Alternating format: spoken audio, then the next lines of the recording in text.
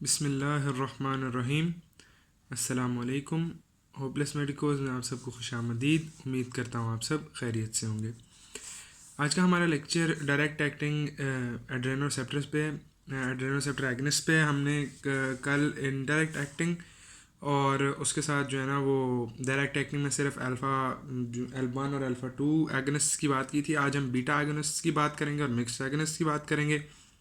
Last lecture अगर आपने नहीं देखे तो यहाँ जाके देख लीजिए और लेक्चर शुरू करने से पहले चैनल को सब्सक्राइब करना और बेल का आइकन दबाना ना भूलिएगा। बीटा एगोनिस्ट्स जो हैं वो हैं जो कि बीटा 1 और बीटा 2 रिसेप्टर्स पे एक्ट करते हैं। अब एक दफ़ा क्विक रिवीजन रिमाइंडर दे लेते हैं ख़ुद को कि बीटा 1 हार्ट के ऊपर पड़े हुए हैं और हार्ट रेट बढ़ा रहे हैं, और बीटा 2 जो हैं वो ब्लड वेसल्स के ऊपर पड़े हैं और ब्लड वेसल्स को डायलेट करते हैं। ठीक है, ब्लड वेसल्स के ऊपर अल्फ़ा 1, बीटा 2 और M3 होते हैं। ठीक है, बीटा 2 डायलेशन कॉज करते हैं, अल्फ़ा 1 कंस्ट्रिक्शन कॉज कर रहे हैं। अब इफेक्ट क्या होगा? बीटा एगनिस्ट आप देते हो, बीटा 1 पे एक्ट करेगा तो हार्ट रेट बढ़ाएगा, स्ट्रोक वॉल्यूम बढ़ाएगा, 10 कार्डियक आउटपुट बढ़ेगा। ये दोनों चीज़ें बढ़ेंगी तो कार्डियक आउटपुट बढ़ेगा और टीपीआर को रिड्यूस करेगा। एक चीज़ जो बीटा 1 के साथ आपने याद रखनी वो ये है कि पल्स प्रेशर बढ़ेगा। पल्स प्रेशर बढ़ने से मुराद ये है कि अगर आपका एक क्या से कहते हैं, आप बनाते हो ग्राफ बनाते हो, ठीक है, तो ये जब ऐसे आ रहा है ना तो आपका ये है pulse pressure, the difference between systolic and diastolic pressure. जब आप बीटा 1 एगनिस्ट दोगे एक तो हार्ट रेट बढ़ जाएगा और दूसरा ना पल्स प्रेशर आपको बढ़ता पता लगेगा। ठीक है, ये जो डिफरेंस है ना इंक्रीज होने वाला, ये होता है पल्स प्रेशर का बढ़ना। लेकिन ये बीटा एगोनिस्ट का ग्राफ नहीं है, वैसे बता रहा हूँ कि पल्स प्रेशर का बढ़ना ये होता है कि सिस्टोलिक और डायस्टोलिक का जो फ़र्क है वो बढ़ जाए। ठीक है, अब अगर ये बढ़ रहा है तो इसका मतलब हार्ट आपका डायरेक्टली बीटा 1 रिसेप्टर जो है वो एक्टिवेट हो रहे हैं। अब बीटा एगोनिस्ट आपके हैं कौन से? आइसोप्रोटारनॉल, डुब्यूटामीन और बीटा 2 सेलेक्टिव में सेल्मेट्रॉल, एल्ब्यूटरॉल, टर्ब्यूटलिन वगैरह। ठीक है, एक बात याद रखनी कि मैंने आपको पहले ही बताया था, जब हार्ट और ब्लड वेसल्स कंपीट करें तो हमेशा ब्लड वेसल्स जीतती हैं। ठीक है, तो आपको टीपीआर के कम होने की वजह से ब्लड प्रेशर रिड्यूस होता है। ठीक है, हार्ट रेट की बढ़ने की वजह से ब्लड प्रेशर बढ़ता है। तो आपको नेट इफेक्ट क्या नज़र आएगा इन दोनों का? ये नज़र आएगा कि ब्लड प्रेशर डिक्रीज़ होगा।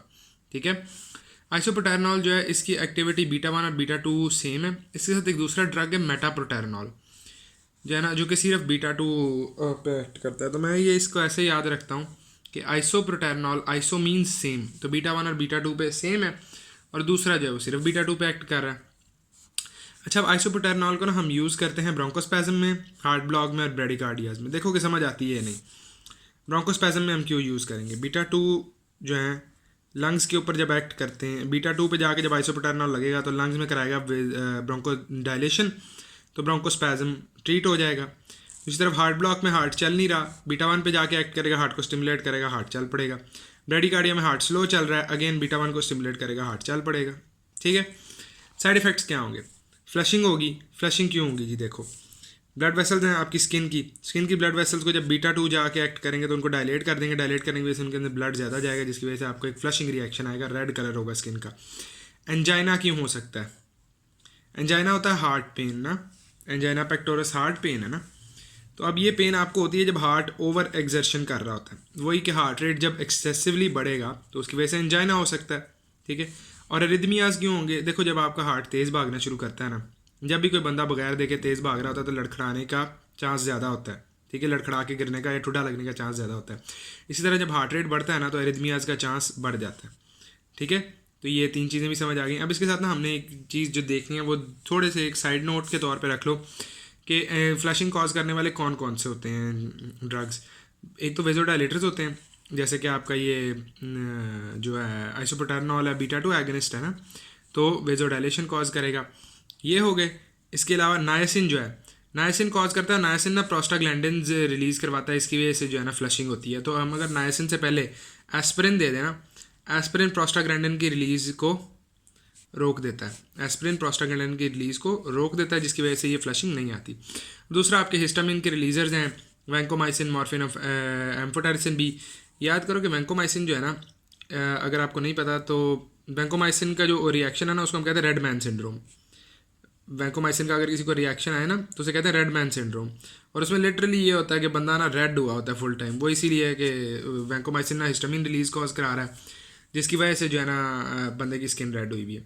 ठीक है, नेक्स्ट हम ड्रग के ऊपर आते हैं डोब्यूटामीन। डोब्यूटामीन बीटा 1 एक्टिविटी ज़्यादा है बीटा 2 से। यहाँ पे बीटा 1 बीटा 2 सेम थी, यहाँ पे बीटा 1 ज़्यादा है। एक ही ड्रग है जो कि बीटा 1 पे ज़्यादा एक्टिव है, वो डोब्यूटामीन है। कंजेस्टिव हार्ट फेलियर में हम यूज़ करते हैं। अगेन द रीज़न बीइंग के हार्ट को पंप कराना है। ठीक है, नेक्स्ट सेलेक्टिव बीटा 2 पे आते हैं। सेलेक्टिव बीटा 2 में आपके पास सल्मेट्रोल है, एल्ब्यूटरॉल है। एल्ब्यूटरॉल का तो यार बहुत से लोगों को पता होना चाहिए, क्योंकि भाई ये जो है ना टॉप 10 मोस्ट प्रिस्क्राइब ड्रग्स में से एक है।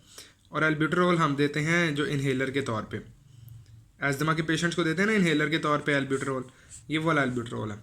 ठीक है, और टेबुटेलिन प्रीमेच्योर लेबर को अवॉइड करने के लिए दिया जाता है। ठीक है, कि जो आपके यूट्राइन मसल्स हैं ना वो प्रीमेच्योरली कंट्रैक्ट ना करें, इसलिए हम उनको टेबुटेलिन देते हैं। ठीक है, टेबुटेलिन बीटा 2 एगोनिस्ट है। अच्छा, नेक्स्ट हम आते हैं आपके मिक्स्ड एगोनिस्ट में। दो हैं, नॉरएपिनेफ्रिन एंड एपिनेफ्रिन। ठीक है, ये मिक्स्ड एगोनिस्ट से मुराद ये है कि ये जो है ना अल्फ़ा और बीटा दोनों के ऊपर एक्ट करें। नॉरएपिनेफ्रिन जो है ना ये एक्ट करता है अल्फ़ा 1, अल्फ़ा 2 और बीटा 1 पे। बीटा 2 पे एक्ट नहीं करता, क्योंकि norepinephrine acts through innervated only on the innervated receptors, और आपके जो बीटा 2 हैं वो नॉन इनर्वेटेड होते हैं। अब अगर अल्फ़ा 1 पे एक्ट करता है तो देखो अल्फ़ा 1 वेज़ोकंस्ट्रिक्शन कॉज करते हैं, जिसकी वजह से टोटल पेरिफेरल रेजिस्टेंस बढ़ेगी और ब्लड प्रेशर बढ़ेगा। ठीक है, बीटा 1 जो है हार्ट के ऊपर डायरेक्टली एक्ट करेंगे, और याद करो मैंने आपको बताया था कि पल्स प्रेशर जो है बढ़ता है जब आप हार्ट के ऊपर डायरेक्ट हार्ट को स्टिमुलेट करते हो। ठीक है, जब बीटा 1 डायरेक्ट स्टिमुलेट होते हैं, ये एक लिंक रखना है कि पल्स प्रेशर जहाँ भी आपको बढ़ता नजर आए आपने फ़ौरन बीटा 1 की डायरेक्ट जो है ना स्टिमुलेशन को माइंड में रखना है। अच्छा, बीटा 1 के एक्टिव होने की वजह से हार्ट रेट बढ़ेगा, स्ट्रोक वॉल्यूम बढ़ेगा, कार्डियक आउटपुट बढ़ेगा, और ये सारा कुछ अभी ग्राफ देखो ज़रा। यहाँ पे आपकी एक नॉर्मल हार्ट बीट आ रही है, उसके बाद आप यहाँ पे जो है ना एपिनेफ्रिन देते हो तो पहले तो हार्ट रेट बढ़ेगा। ठीक है, हार्ट रेट बढ़ेगा, आपको नोट करो कि बीट्स का जो है अमाउंट बढ़ गया पर सेकंड। ठीक है, क्लोज हो गई हैं एक दूसरे के। और दूसरा, क्योंकि टीपीआर बढ़ रहा है, ठीक है, तो टीपीआर के बढ़ने की वजह से ब्लड प्रेशर भी बढ़ेगा। ये मीन ब्लड प्रेशर की लाइन है जो ऊपर जा रही है। ठीक है, नोट करो कि अब यहाँ पे आके स्लो हो गया blood pressure, sorry heart rate slow हो गया। ऐसा क्यों है? देखो टीपीआर जब भी बढ़ता है ना, अगर आप याद करो तो ब्लड प्रेशर होता है टीपीआर टाइम्स कार्डियक आउटपुट, और कार्डियक आउटपुट होता है heart rate times blood volume, या स्ट्रोक ब्लड वॉल्यूम कर लो, stroke volume, heart rate times stroke volume. ठीक है, अगर आप हार्ट रेट टीपीआर बढ़ा रहे हो, ठीक है, जो कि ये अल्फ़ा 1 पे एक्ट करने की वजह से टीपीआर डायरेक्टली बढ़ रहा है, तो ब्लड प्रेशर बढ़ेगा, बॉडी सेंस करेगी ब्लड प्रेशर बढ़ा है, और बॉडी जो है ना हार्ट को स्लो करेगी। इसको हम कहते हैं रिफ्लेक्स ब्रेडिकार्डिया। इसको हम क्या कहते हैं? Reflex bradycardia. बॉडी कोशिश कर रही थी कि जरा वाला ब्लड प्रेशर जो है ना वापस नॉर्मल की तरफ आ जाए, तो पोटेंशियल रिफ्लेक्स ब्रेडिकार्डिया हो सकता है। अच्छा, अब आप मेरे से पूछोगे कि यार आपने अल्फ़ा 2 की बात क्यों नहीं की? अल्फ़ा 2 की मैंने बात इसीलिए नहीं की कि यार अगर आप देखें तो अल्फ़ा 2 सिर्फ ना प्री सिनेप्टिक टर्मिनल के ऊपर ना नेगेटिव फीडबैक के तौर पे एक्ट कर रहे थे, नॉरएपिनेफ्रिन की रिलीज़ को रोक रहे होते हैं। लेकिन जब आप नॉरएपिनेफ्रिन खुद दे रहे हो, ठीक है, नॉरएपिनेफ्रिन आप एक्सटर्नली दे रहे हो और यहाँ पे जाके एक्ट कर रहा है, तो फिर इस बात से फ़र्क नहीं पड़ता कि नॉरएपिनेफ्रिन की रिलीज़ हो रही है या नहीं हो रही, नॉरएपिनेफ्रिन वाले इफेक्ट्स आपको मिलेंगे। नेक्स्ट हम आते हैं एपिनेफ्रिन पे। ठीक है, एपिनेफ्रिन जो है ना ये एक्ट करता है अल्फ़ा 1, अल्फ़ा 2, बीटा 1 और बीटा 2 के ऊपर। ये इन चारों के ऊपर एक्ट करता है। अब इन चारों के ऊपर एक्ट करने की वजह से ना ये जो ड्रग है इसमें फ़र्क ये है कि ये बीटा 2 पे जब एक्ट करता है ना तो बीटा 2 पे वेज़ोडाइलेशन कॉज करता है। और यहाँ पे गौर करो कि दो रिसेप्टर्स हैं अल्फ़ा 1 और बीटा 2 जो कि ब्लड वेसल्स के ऊपर मौजूद हैं। ठीक है, अल्फ़ा 1 कंस्ट्रिक्शन कॉज करता है और बीटा 2 जो है वो डायलेशन कॉज करता है। ठीक है, एक ये बात। और दूसरा ये याद रखना है कि बीटा की जो सेंसिटिविटी है टूवर्ड्स एपिनेफ्रिन वो ज़्यादा होती है एज़ कम्पेयर टू अल्फ़ा। मतलब अगर थोड़ा सा एपिनेफ्रिन है तो पहले बीटा एक्टिवेट होगा, और अगर बढ़ता जाएगा तो फिर साथ अल्फ़ा एक्टिवेट होगा। लेकिन एक दफ़ा जब एक्टिवेट हो जाते हैं तो फिर अल्फ़ा का जो इफ़ेक्ट है वो ओवरराइड कर जाता है बीटा के इफ़ेक्ट को। बीटा की सेंसिटिविटी ज़्यादा, मतलब थोड़े एपिनेफ्रिन के साथ एक्टिवेट होता है, और अल्फ़ा ओवरराइड कर जाता है बीटा को। ठीक है, अब देखो ज़रा इस हिसाब से ये वाला ग्राफ सेंस बनाता है या नहीं, गौर करो ज़रा कि जब अल्फ़ा जब डायरेक्टली पहले तो ये देखो ना कि पल्स प्रेशर बढ़ा है, तो यार जब बीटा वन के ऊपर ये एक्ट करेगा तो बीटा वन पे एक्ट करने की वजह से हार्ट रेट बढ़ाएगा, वही स्ट्रोक वॉल्यूम बढ़ाएगा, कार्डियक आउटपुट बढ़ाएगा और पल्स प्रेशर बढ़ाएगा।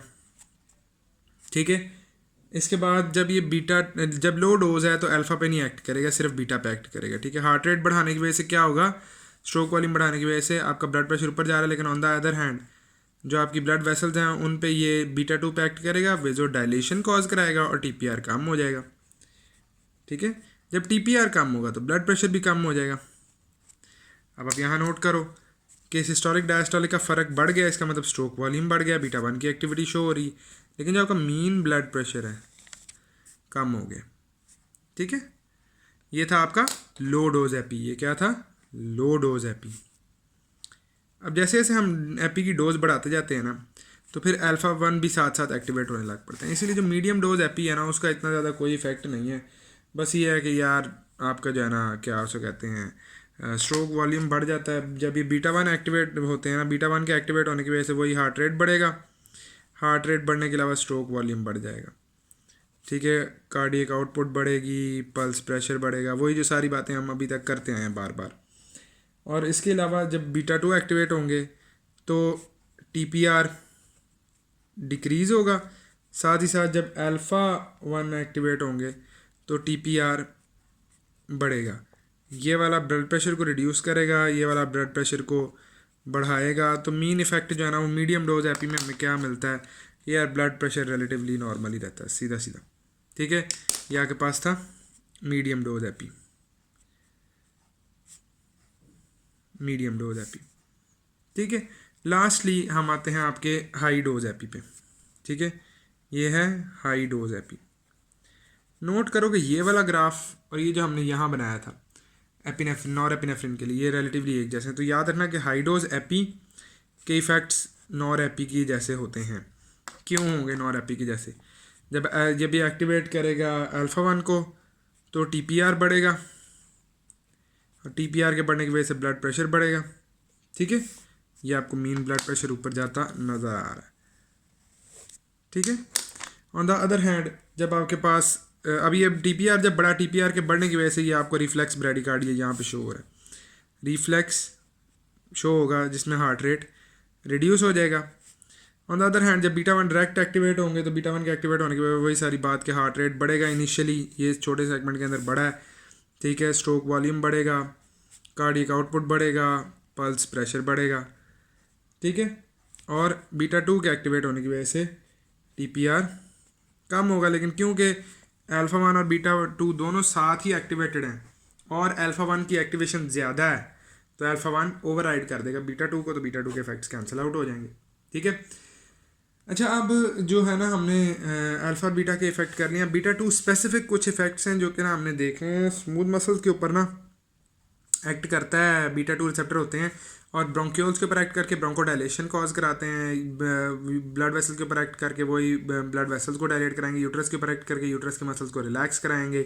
ठीक है, अच्छा जो मेटाबॉलिक इफेक्ट्स हैं ना, ये अगर तो आपको बायोकेमिस्ट्री याद है तो, और थोड़ा सा अगर आप कॉमन सेंस बनाओ तो यार बीटा टू जो है या जो एपिनेफ्रिन है, एपिनेफ्रिन का रिलीज़ होता है एड्रीनल मेडुला से, और adrenal medulla sympathetic nervous system के एक्टिवेट होने पे एक्टिवेट होगा। सिंपैथेटिक नर्वस सिस्टम एक्टिवेट होता है फाइट और फ्लाइट के वक्त, फाइट और फ्लाइट के वक्त। तो कॉमन सेंस की बात है ना कि यार उस वक्त आपको जल्दी से एनर्जी चाहिए, तो मेटाबॉलिक इफेक्ट्स क्या होंगे, ग्लाइकोजेनोलाइसिस होगी, ग्लाइकोजन ब्रेक होगा कहाँ कहाँ, लिवर में और मसल में, ताकि भाई आप जल्दी जल्दी एनर्जी प्रोड्यूस कर सको। और उसके अलावा ग्लूकोनियोजेनेसिस होगी लिवर के अंदर। ठीक है, क्यों होगी, यदि ग्लूकोज बॉडी के ब्लड के अंदर मेंटेन रहे। और मोबिलाइजेशन होती है फैट्स की, और इंसुलिन जो फैट्स का यूज़ बढ़ जाता है। ठीक है, अब ये जो सारे इफेक्ट्स हैं ना, ये ऑपोजिट हैं इंसुलिन के। ठीक है, ये ऑपोजिट किसके हैं, इंसुलिन के। इसीलिए कहते हैं कि भाईजान अगर वजन लूज़ कर रहे हैं ना तो एक्सरसाइज शुरू कर दो, क्योंकि जब आप एक्सरसाइज करते हैं तो एपिनेफ्रिन रिलीज होता है। एपिनेफ्रिन के रिलीज होने की वजह से ग्लूकोनियोजेनेसिस और ग्लाइकोजेनोलाइसिस और ग्लूकोनियोजेनेसिस होती है। इसके साथ साथ ये जो दो इफेक्ट्स हैं ना, मोबिलाइजेशन ऑफ फैट्स और यूज़ ऑफ फैट्स, ये है जो एक्सरसाइज में होता है एक्चुअली, जिससे कहते हैं कि ये एक्सरसाइज करोगे तो वजन कम होगा। अच्छा, अब ना इसमें हमने ये कैसे फ़र्क करना है, हमने ये बात तो की कि भाईजान हाई डोज एपी और नॉरएपिन एक जैसी लगते हैं। हम ये कैसे फ़र्क करेंगे कि भाईजान नॉरएपी है या हाई डोज एपी है। इसमें ना एक टेस्ट होता है जिसको हम कहते हैं एपिनेफ्रिन रिवर्सल। आप दे देते हो अल्फ़ा 1 ब्लॉकर। अब नोट करो कि यहाँ पे मैं एपी का ग्राफ बना रहा हूँ, एपी है और यहाँ पे नॉरएपी है। एपी एक्ट कर रहा है कौन कौन से रिसेप्टर पे, साथ साथ बोलो जल्दी जल्दी। अल्फ़ा 1, अल्फ़ा 2, बीटा 1 और बीटा 2 पे। जबकि नॉरएपी एक्ट कर रहा है सिर्फ अल्फ़ा 1, अल्फ़ा 2 और बीटा 1 पे, है ना। ब्लड वेसल्स को हमने मद्देनजर रखना है। ब्लड वेसल्स पे यहाँ 2 रिसेप्टर्स पे एक्ट कर रहा है, यहाँ पे एक पे एक्ट कर रहा है। जब अल्फ़ा 1 ब्लॉकर देते हो ना, आपने एपी दिया हुआ ना, आपके एपी दिए होने की वजह से जो आपकी है ना, क्या उसका नाम है, एपी दिया हुआ है आपने, हाई डोज एपी है, तो हाई डोज एपी की वजह से आपका ब्लड प्रेशर ऊपर गया हुआ है, ठीक है। आप देते हो यहाँ पे अल्फ़ा 1 ब्लॉकर। अब क्या होगा, नोट करो। इस केस में पहले देखते हैं नॉरएपी क्या है। क्या हमने अल्फ़ा 1 ब्लॉकर दिया था, यहाँ पे अल्फ़ा 1 ब्लॉकर हमने दिया, यहाँ पे हमने नॉरएपी दिया था, ब्लड प्रेशर ऊपर गया, हमने दिया अल्फ़ा 1 ब्लॉकर। अल्फ़ा 1 ब्लॉकर देने से क्या होगा, अल्फ़ा 1 का इफेक्ट ख़त्म हो जाएगा, कंट्रैक्शन जो हो रही थी, तो ब्लड प्रेशर आपका वापस नॉर्मल की तरफ आ जाएगा। यहाँ पे क्या होगा, यहाँ पे ये होगा कि आपने अल्फ़ा 1 ब्लॉकर दिया, अल्फ़ा 1 नॉकआउट हो जाएगा। यहाँ पे अल्फ़ा 1 नॉकआउट हुआ था तो ब्लड प्रेशर नॉर्मल की तरफ आ गया था। यहाँ पे अल्फ़ा 1 नॉकआउट होगा इफेक्ट, ब्लड प्रेशर नॉर्मल की तरफ गिरना शुरू होगा। लेकिन एपिनेफ्रिन कहेगा अच्छा भाई अब मैं अल्फ़ा 1 पे नहीं ना एक्ट कर सकता हूँ, बीटा 2 पे जाके एक्ट करूँगा। वो बीटा 2 पे जाके एक्ट करेगा और बीटा 2 की वजह से वेजो डायलेशन करवाएगा, टीपीआर रिड्यूस होगा और ब्लड प्रेशर आपका बिलो नॉर्मल गिर जाएगा। तो अगर आप अल्फ़ा 1 ब्लॉकर देते हो और ब्लड प्रेशर नॉर्मल की तरफ आया था तो नॉरएपिनेफ्रिन था, और अगर वो बिलो नॉर्मल गिर जाता है तो वो एपी था, ठीक है। That's all for today. अगले लेक्चर में इंशाल्लाह हम जो है एगनिस्ट की तरफ एंटागनिस्ट की तरफ मूव करेंगे। अगर आपको वीडियो पसंद आई है तो लाइक कर दीजिएगा और अपने दोस्तों को बताइएगा ताकि उनका भी फ़ायदा हो सके। अगर कोई भी क्वेश्चन है तो कमेंट्स में बताइए, आपके क्वेश्चंस का रिप्लाई किया जाएगा। Thank you very much for listening.